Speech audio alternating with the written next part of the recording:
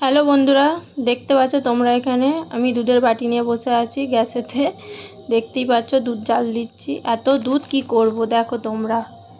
আজকে 500-র উপর দুধ এমনিই আমরা রোজের নিই, তার উপর আবার রাতের বেলায় এক কেজি দুধ নেওয়া হয়েছে। এই দুধ দিয়ে আমরা কি করব সেটাই তোমরা আজকে দেখতে পাবে।